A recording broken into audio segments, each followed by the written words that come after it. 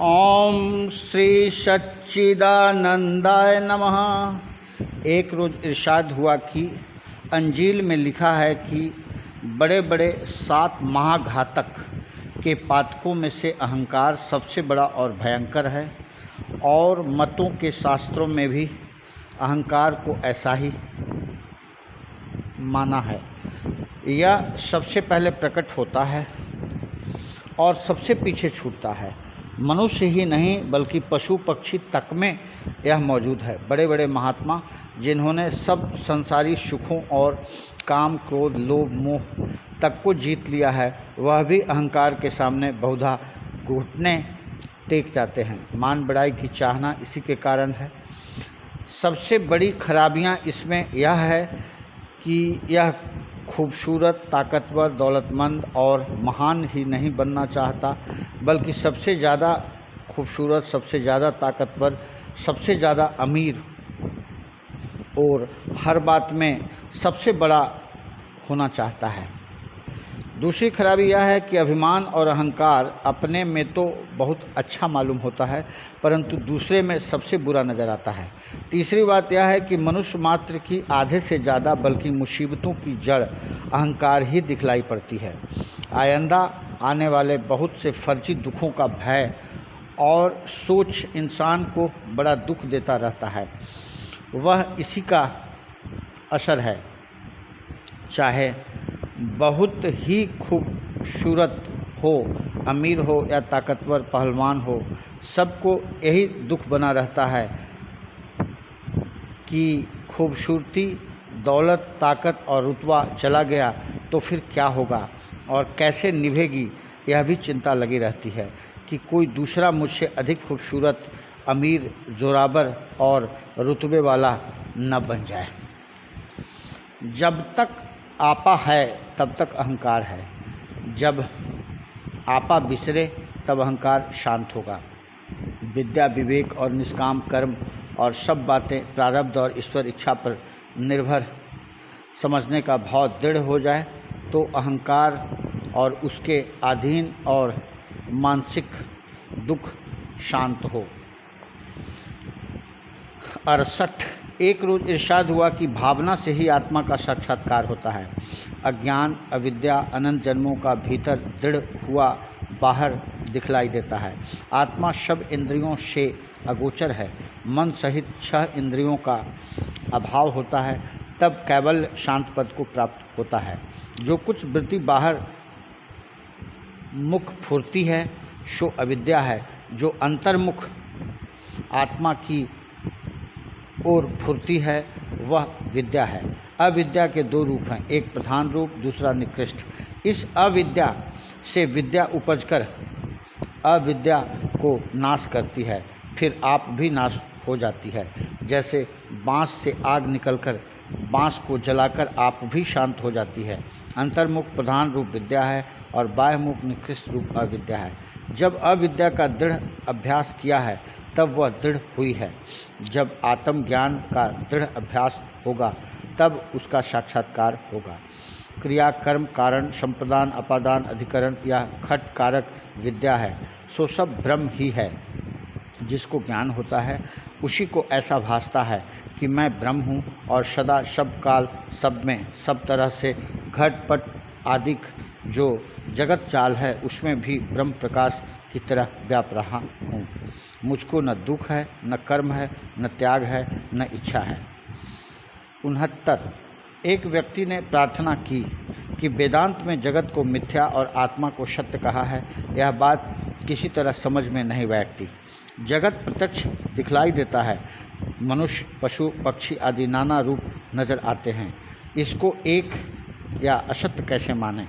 श्री महाराज ने फरमाया, बेशक जो चीज़ जब तक प्रत्यक्ष दिखती है उसको अन्यथा मान लेना नामुमकिन है, और धींगा ढींगी मान भी लें तो उससे फ़ायदा क्या?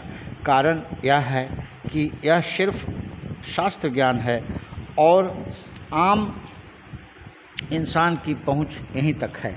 जैसा सुना है उसका मनन किया जाए तब कुछ कुछ दिल में जमने लगेगी, मगर जब तक निध्यासन के जरिए अनुभव से इस आत्मा का साक्षात्कार न हुआ, तब तक न तो जगत मिथ्या भासेगा, न आत्मा में स्थिति होगी। पहले इस स्थूल जगत और इसके पदार्थों को लो। अलग अलग जितने रूप चारों खान को दिखाई पड़ते हैं, वे सब 5 तत्व और उनकी प्रकृतियों से बने हैं। इतनी बात को हर सत्संगी व जिज्ञासु समझता है। आकृति यानी शक्ल और सूरत का अंतर अपने अपने कर्मों के लिहाज से और तीनों गुणों की कमी बेशी से है। जैसा स्वांग प्रारब्ध को भोगने के लिए भरा है, वैसा ही चोला मिल गया है। चोला छूटने के बाद सभी सूरतों और मूर्तों की एक सी गति होती है। जलकर, सड़कर या गलकर 5 तत्व अपने अपने भंडार में मिल जाते हैं। इसके बाद सूक्ष्म शरीर रह जाता है। उसके 17 तत्व भी सब में समान हैं। इसकी शांति पर कारण शरीर में स्थिति होती है, उसमें भी समानता है। इन तीनों शरीरों को ऐसा समझो जैसे 3 अवस्था, जागृत, स्वप्न और सुषुप्ति है। जागृत में सत्व गुण प्रधान होने से चेतना अधिक होती है। जीव को पदार्थ का प्रत्यक्ष ज्ञान होता है। सब इंद्रियां व अंतःकरण अपना अपना काम करते हैं। स्वप्न रजोगुण प्रधान है। इसमें स्थूल शरीर सो जाता है और बिल्कुल काम नहीं करता। 2 शरीर सूक्ष्म व कारण जागते हैं। तन्मात्र, प्राण, मन और बुद्धि काम करते हैं। लेकिन जीव को यह ज्ञान होता है कि मैं सब कुछ देख रहा हूँ। गोया स्वप्न के सब पदार्थों से अलग देखने वाला मौजूद है। सुषुप्ति में सब इंद्रियां शांत हो जाती है, सिर्फ प्राण अपना काम करते हैं।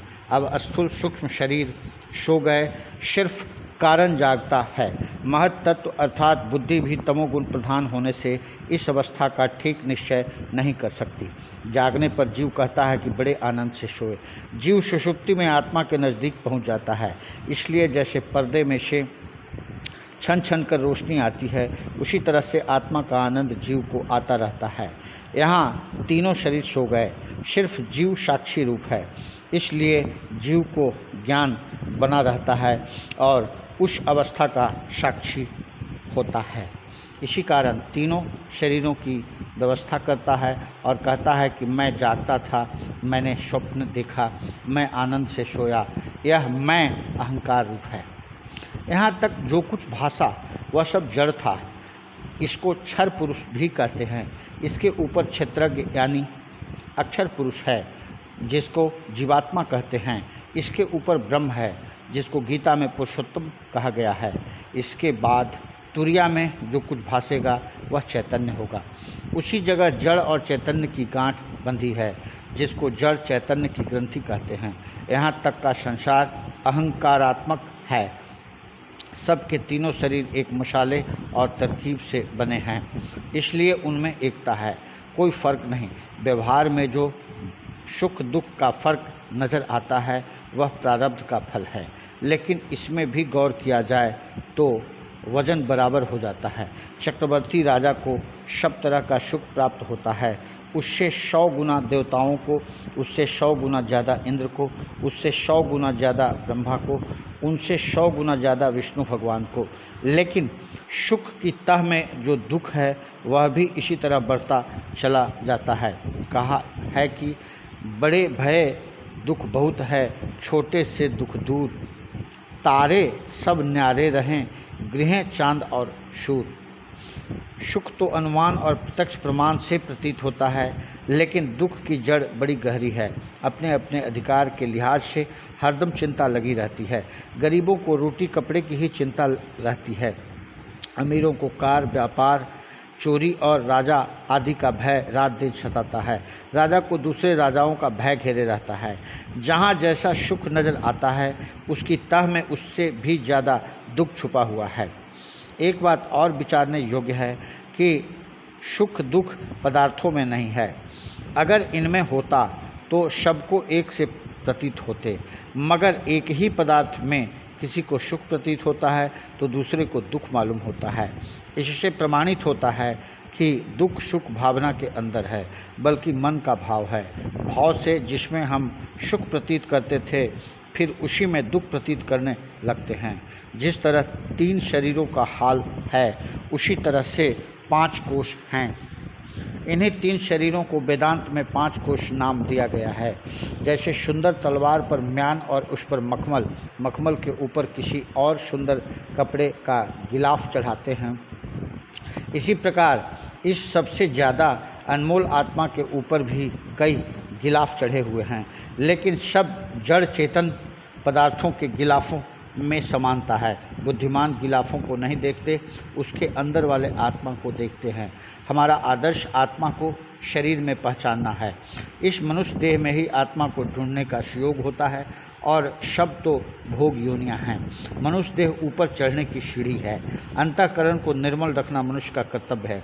अतः जो कोई प्रकृति और स्वभाव के अनुसार काम नहीं करता वह कृपण कहलाता है। आत्मोन्नति का उपाय न करना वेदांत शास्त्र के अनुसार आत्महत्या करना है। जो न तरे भवसागर नर समाज अष्पाई, शोकृत निंदक मंदमती आत्मा हनगति जाई। अब यह देखना चाहिए कि यह अंतर जो विषय और गुण से पैदा हो जाता है उसका कर्म क्या है। गुण का अर्थ है बंधन या रस्सी, विषय का अर्थ है बांधना। इसलिए शब्द, स्पर्श आदि विषय जीव को बांधते हैं। बच्चे में न तो कोई विषय होते हैं, न मोह, न अहंकार, इसलिए उसका कोई शत्रु नहीं होता। जैसे सुषुप्ति से उठे हुए मनुष्य को पहले अपने आपे का ज्ञान होता है, इसी तरह से बच्चे में पहले अहंग यानी अहंकार पैदा होता है, उसके बाद क्रोध होता है, फिर लोभ होता है और चीज़ों को लेने के लिए लपकता है, फिर मोह होता है और वह समझने लगता है कि यह मेरा भाई, बहन और माँ बाप है। जिस सिलसिले से यह पैदा होते हैं उसी सिलसिले से मिटते हैं। बच्चे को संसार के पदार्थों को देखकर, सुनकर, पूछकर धीरे धीरे पदार्थों का ज्ञान प्राप्त होता है। इसी तरह से भगवान की भक्ति, कीर्तन, अर्चन का अभ्यास करने से संसार मिट भी जाता है। जड़ चैतन्य की गांठ खुल जाती है। यह चित्त अपने आप विषयों में नहीं जाता, बल्कि बचपन से इसे विषयों में लगाया जाता है। उसी तरह से इसको उनसे हटाकर दूसरी तरफ लगाना चाहिए। जिस पदार्थ के खाने से रोग पैदा होता है, जब तक उसको खाते रहें किसी भी दवा और इलाज से संतोषजनक फ़ायदा नहीं हो सकता। दवा तभी लाभ करती है जब परहेज भी हो। इसी तरह जिन विषयों का सेवन करने से संसार रूपी रोग पैदा हुआ है, जब तक उनको नहीं छोड़ा जाएगा तब तक कल्याण असंभव है। विषय चित्त को खींचते हैं। चित्त विषयों की ओर ऐसे दौड़ता है जैसे लोहा चुंबक की तरफ खींचता है। उनका संस्कार बैठ गया है। अगर उनको रोका न जाए और ढीला छोड़ दिया जाए तो सारे संसार का अन्न, धन और स्त्रियां एक पुरुष को भी तृप्त न कर सकेंगी। अंतःकरण पाप कर्मों से मैला और पुण्य कर्मों से निर्मल होता है, परंतु पुण्य पाप आत्मा को लगते नहीं, चाहे कितने दिनों से भी लगे हों, परंतु आत्मा का रूप नहीं बनता। उपाधि रूप से रहते हैं और उपाधि जब यत्न करो मिट सकती है। चित्त रूपी स्फटिक मणि के सामने विषय रखे हैं, उनका प्रतिबिंब पड़ रहा है। विषय हटाकर भगवान को रख देने से भगवत रूप दिखने लगेगा। भगवत रूप को भी हटा दो, क्योंकि यह भी किसी स्थान पर उपाधि ही है, तो रूप निर्मल हो जाएगा। सिर्फ बाहर की तरफ से विषयों से आँख कान बंद करने से काम नहीं चलेगा। वे अंदर चित्त में चक्कर काटते हैं। इच्छा, वासना, सत, रज, तम और बाहर की क्रिया बंद करोगे तो अंदर काम होगा। और अन्य पुरुष यानी तुम और वह बहुवचन में भी आते हैं, लेकिन उत्तम पुरुष यानी मैं एक वचन में ही बोला जाता है। यह मैं सारे संसार का एक है। पंच महाभूत ढांचे को बनाते हैं। इंद्रियां शब्दादि का ज्ञान बाहर से ले जाकर अंदर देती है। अंतःकरण बाहर से आए हुए ज्ञान को मनन, चिंतन और निश्चय द्वारा सुरक्षित रखता है। आत्मा सिर्फ साक्षी है। ढांचे के बनने या बिगड़ने से उसको कोई सरोकार नहीं। बाह्य ज्ञान हो या न हो, इससे आत्मा का कोई मतलब नहीं। जैसे दीपक की रोशनी और मणि के प्रकाश में कोई चोरी करे या जुआ खेले या भजन करे, प्रकाश न तो किसी को रोकता है न ही उसमें प्रवृत्ति करता है। इंद्रियों के गुण आत्मा के साक्षीपन को दबाकर जीव से जबरदस्ती काम कराते हैं। जब मनुष्य यह कहता है कि यह शरीर मेरा है, यह घर मेरा है, तब मैं शरीर है। जब वह कहता है कि मैं इस पदार्थ को जानता हूँ, तब मैं अंतःकरण है। जब कहता है कि मैं सुखी या दुखी हूँ, तब मैं जीव रूप है। जब सब अपने को मैं कहते हैं, तब शरीर, अंतःकरण और जीव रूप से सब में एकता हो गई। जैसे शरीर में सोचने की शक्ति नहीं, वैसे ही अंतःकरण दुख सुख का अनुभव नहीं कर सकता। यह अनुभव जीव करता है, अर्थात देह, इंद्रियां, अंतःकरण, जीव सभी आत्मा रूप है। अलहदी ममता और अहंकार से होती है। ज्ञानी अज्ञानी के काम समान हैं। अज्ञानी की दृष्टि ऐसी है जैसे चोर पराये धन को देखता है, और ज्ञानी की दृष्टि ऐसी है जैसे शाहूकार धन को देखते हैं। इस आत्म निध्यासन में जल्दी का काम नहीं है। स्वप्न में करोड़ों जन्मों के संस्कार जो जीव में संचित हैं, उनमें से बहुत से दिखलाई देते हैं। यह प्रत्यक्ष बात है कि जो चीज़ इस जन्म में देखी और सुनी भी नहीं है, उसका स्वप्न में दर्शन हो जाता है। अगर मनुष्य के कर्म सब के सब क्षीण हो गए होते तो उसको देह मिलती ही नहीं। इस देह के मिलने से ही यह सिद्ध होता है कि मनुष्य के कर्म बाकी है।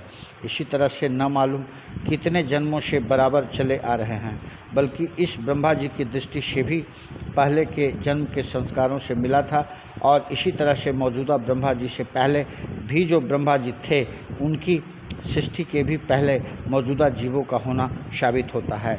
मौलाना रूम साहब अपनी मशनबी में कहते हैं, आदम न बूदे मन बुदम, मन आशिके दीरी न अम, अर्थात ब्रह्मा जी भी न थे और मैं था। भला इतने पुराने संस्कारों को मिटाने के लिए कितने परिश्रम की आवश्यकता है, इसका अनुमान बुद्धिमान जन ही लगा सकते हैं। ये शरीर के कर्म जीवात्मा से ऐसे मिल गए हैं जैसे दूध और पानी मिलने पर रूप में चाहे एक दिखलाई देते हैं, मगर है अलहदा। ज्ञान रूपी अग्नि का ताप देने से बिल्कुल अलग इस तरह से हो जाएंगे जिस तरह आग के ताप से भाप बनकर पानी अलहदा हो जाता है। यह जीव के विषयात्मक होने से मिल गए हैं और जीव से आत्ममय होने से अलग हो जाएंगे। कर्म, उपासना और ज्ञान के जो उपाय वेद और शास्त्रों ने कहे हैं, उनसे अंतःकरण शुद्ध होकर ब्रह्म के जानने में समर्थ हो जाता है। पुत्र, धन, स्त्री के व्यवहारिक दृष्टि से ही दो रूप हैं, वास्तविक दृष्टि से नहीं। यह सब हमारी अपनी आत्मा के लिए प्यारे हैं। पदार्थों में सुख नहीं है, अपनी भावना में सुख है। 70। एक मनुष्य ने अर्ज की कि दुनिया में दो प्रकार के मनुष्य देख पड़ते हैं। एक तो ऐसे हैं जो पाप को पाप समझते हैं और उसको करते ही नहीं। किसी कर्मवश या दैव संयोग से कोई पाप कर्म बन भी पड़े तो उसको बड़ा पश्चाताप होता है और उसको छुपा नहीं सकते, सबसे प्रकट कर देते हैं। देवता और ऋषियों तक के इतिहास में पाप शिकार के बहुत से हालात हैं। साधारण मनुष्यों में भी ऐसे बहुत हैं कि अकेले में खून तक किया है, किसी ने देखा नहीं है, फिर भी पुलिस में जाकर आप खबर कर देते हैं। दूसरे ऐसे हैं कि उनके कूल्हों पर कोड़े मारो तब भी पाप को नहीं कबूलते, उनको पाप रूप से दिखता ही नहीं। भगवान तो सब घट में हैं, फिर इतना अंतर क्यों है? ऋषि महाराज ने फरमाया, यह अंतर गुणों के कारण से है। तुम में अंधकार अज्ञान होता है, उसकी वजह से अच्छे बुरे का निर्णय ही नहीं कर सकते। जैसे किसी के घर में भगवान की प्रतिमा विराजमान हो, लेकिन प्रकाश से ही दिखलाई देती है, अंधेरे में तो नहीं दिखती। इसी प्रकार भगवान सबके हृदय में विराजमान हैं, मगर घोर तामसी जीव के घट में इतना अंधेरा होता है कि उसको भगवान का दर्शन नहीं होता। ऐसे ही इंसान को कहते हैं कि इसका ज़मीर मर गया है। जैसे जैसे अंधेरा दूर होकर हृदय में ज्ञान का प्रकाश होगा तो भगवान के दर्शन जरूर होंगे। उस वक्त वह धर्म अधर्म का भली प्रकार निर्णय कर सकेगा। मुमकिन है कि हज़रत मोहम्मद साहब का क़यामत से यही मंशा हो कि जब जीव दुनिया और आक़िबत यानी इस्लोक और परलोक के तजुर्बों से तमोगुणी दूर हो जाएगा और भगवान सम्मुख होंगे, उस वक्त उसको अपने सब कर्म दिख पड़ेंगे। वह किसी कर्म से इनकार भी नहीं कर सकेगा और उसके कर्म फल को भोगेगा। 71। एक रोज़ सत्संग में सवाल उठा कि इस संसार में कौन मनुष्य धन है। सब ने अपने अपने ख्याल के मुताबिक कहा। किसी ने गुणवान को धन्य बतलाया, किसी ने धनवान को, और किसी ने बहुकुटुंबी को धन्य कहा। एक सेवक ने अर्ज किया कि जो भगवान का भक्त हो और स्वयं धर्म पर चले, औरों को धर्म पर चलने का उपदेश करे, जो अपने पीछे धर्मात्मा संतान या धर्मात्मा चेला छोड़े। 72। एक मनुष्य ने अर्ज किया कि संसार भर में उपदेशक भरे पड़े हैं जो जनता को ठीक मार्ग पर चलने का उपदेश करते हैं। राजा और राज अधिकारी भी सिरतोड़ कोशिश करते हैं कि राज और प्रजा ठीक प्रकार से चले, मगर इच्छानुसार फल की प्राप्ति नहीं होती। श्री महाराज ने फरमाया कि उपदेशक हो या राजा हो या राज्य अधिकारी हो या गृहस्थ का स्वामी हो, इन सब के लिए पहली ज़रूरी बात यह है कि उनको धर्म, राज्य, संसार और गृहस्थी का पूरा ज्ञान हो कि उनकी ठीक चाल क्या है। चलने को तो सब चलते ही हैं, राज्य भी चल रहे हैं, गृहस्थी भी चल रहे हैं, समाजों के काम भी चल रहे हैं, घड़ी भी चल रही है। लेकिन जैसे घड़ी की मिनट की सुई 30 मिनट चलती है तो घंटा वाली सुई 10 मिनट पर पहुंच जाती है। उसको ठीक चाल तो नहीं कहा जा सकता। ठीक चाल तो यह है कि सेकंड की सुई 60 पद चले तब मिनट की सुई 5 पद बढ़े, और मिनट की सुई 12 पद चले तब घंटा की सुई 1 पद आगे खिसके। इसलिए धर्म, समाज, राज्य, काज और गृहस्थी किस प्रकार से ठीक चलती है, पहले इसका ज्ञान होना चाहिए। जिसको इसका ज्ञान नहीं है वह ठीक कैसे चला सकता है। चलने को तो सभी काम संसार भर में चल रहे हैं, समाज भी चल रहा है, राज्य भी चल रहे हैं, गृहस्थ भी चल रहे हैं, मगर अधिकतर ऐसे मनुष्यों के चल रहे हैं जिनको स्वयं ठीक और गलत का ज्ञान नहीं है। इसीलिए गति तो है मगर अगति और कुगति बन रहे हैं। 73। एक मनुष्य ने सत्संग में कहा कि कानून बनाने में किस किस बात का ख्याल रखना चाहिए। एक सेवक ने जवाब दिया कि कानून के कई भेद हैं। पहला, ईश्वरीय नियम, जिसको कानून कुदरत कहते हैं, जैसे मनुष्य का पैदा होना, मरना, सूर्य चंद्र का नियत समय पर निकलना, छिपना, घटना, बढ़ना, तत्वों का विकार, उनके अधीन अंतःकरण, इंद्रिय, प्राण आदि का कर्म और गति। दूसरा, महात्मा, ऋषि, नबी, रसूल, पैगंबर, अवतार आदि कृत, जैसे जबूर, तौरेत, अंजील, कुरान, पुराण, स्मृति आदि। तीसरा, मनुष्यकृत, जो राजा महाराजा स्वयं या अपनी राजसभा की संपत्ति से बनाते हैं और प्रचलित करते हैं, जैसे ताजीरात हिंद। चौथा, समाज और सोसाइटी के नियम। पाँचवा, गृहस्थी और कुटुंब के रस्म और रिवाज आदि। ये सब कानून के अंतर्गत हैं। इसमें सबसे पहला विचार इस बात का होना चाहिए कि चाहे वह रस्म रिवाज हो या ऋषिकृत हो, उसमें ईश्वरीय नियम का विरोध न हो, वरना वह चालू नहीं हो सकता। अगर किसी रोज़ ज़बरदस्ती से चला भी दिया तो ठहराव नहीं हो सकता, वह खत्म होकर ही रहेगा। मसलन नीचे से ऊपर तक चारों भेदों में से किसी भी कानून में यह रिवाज हुआ कि लड़की को पैदा होते हुए ही खत्म कर दो, स्त्री और पुरुष विवाह करके या बिना विवाह किए किसी भी तरह परस्पर संग न कर सके, या नर बलि दी जाया करे आदि कानून कुदरत के अनुसार नहीं है। गौर करने से सब समझ सकते हैं कि ये काम नहीं हो सकते, और जिनका करना लाजमी है वह करने ही पड़ेंगे। खुल्लम खुल्ला न हो तो छिपा चोरी होंगे।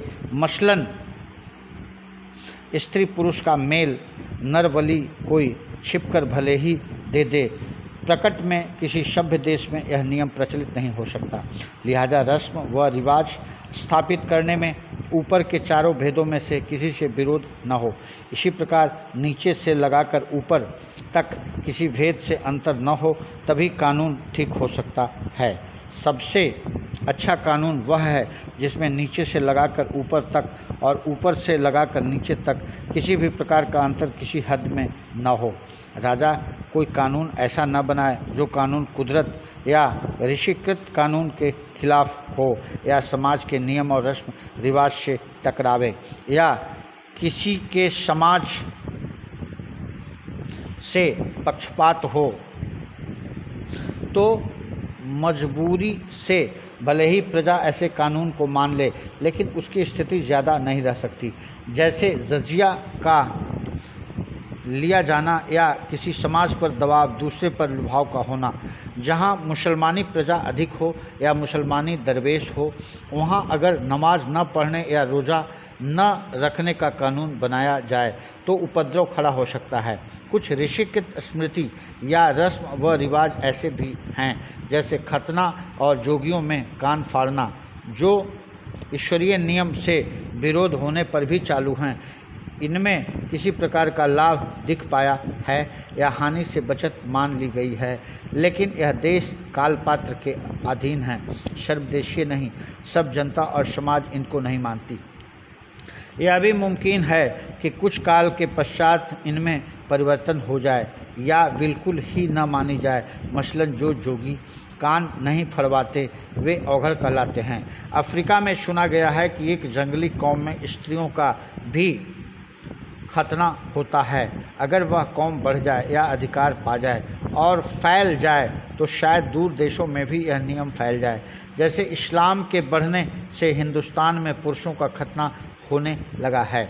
इसमें क्या बहतरी है, उसी समाज के लोग खूब समझते हैं, और वह बहतरी सर्वदेश और सर्वकाल के लिए थी या न्यून काल के लिए और ख़ास देश और ख़ास पात्रों के लिए। इसमें नुक्ताचीनी करने की दूसरी समाज को हक नहीं। ऋषि समाज, प्रजा और ख़ानदान के नियम, कानून, रस्म व रिवाज बदलते रहते हैं, लेकिन ईश्वरीय नियम नहीं बदलता। मनुष्य इसमें परिवर्तन भले ही कर दे। कानून बनाने के लिए बड़े तजुर्बे और ज्ञान की ज़रूरत है।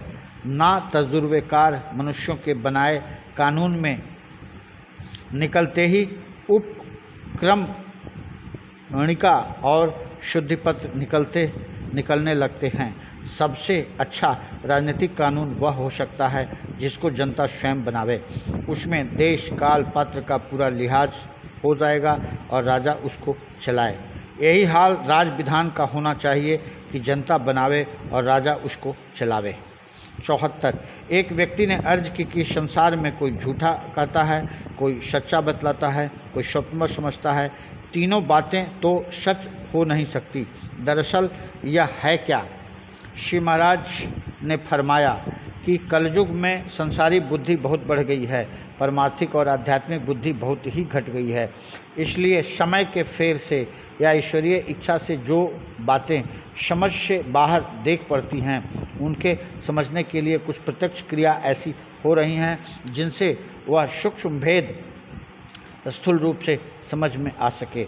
हमने तो देखा नहीं है, मगर सुनते हैं कि सिनेमा ऐसा खेल चला है जिसमें हाथी, घोड़े, ऊंट, खच्चर सभी प्रत्यक्ष क्रिया करते दिखलाई देते हैं। युद्ध होता है, सिपाही कटते मरते दिखलाई देते हैं। गोया पदार्थ है तो नहीं वहाँ हाथी न शेर, परंतु असल सा दिख पड़ता है। यही गति इस संसार की है। सिनेमा में कुछ घटनाएं तो ऐसी हैं जो पहले हो चुकी हैं, उनको स्मृति रूप कहना चाहिए। कुछ ऐसी हैं जो संकल्प से रच ली हैं और तमाशे के तौर पर दिखलाए जाते हैं। यही संसार की संकल्प गति है। स्वप्न को तो सब जानते हैं, अभी हाथी जा रहा है, अभी घोड़ा निकल रहा है, कोई मर रहा है, कोई हंस रहा है, कोई रो रहा है। गोया कुछ संसार स्मृति रूप, कुछ संकल्प रूप, कुछ स्वप्न रूप देखने भर की असलियत है। जो पदार्थ दिखते हैं वह असल नहीं। यह जहान है अजब तमाशगाह, हर तमाशा यहाँ नया देखा।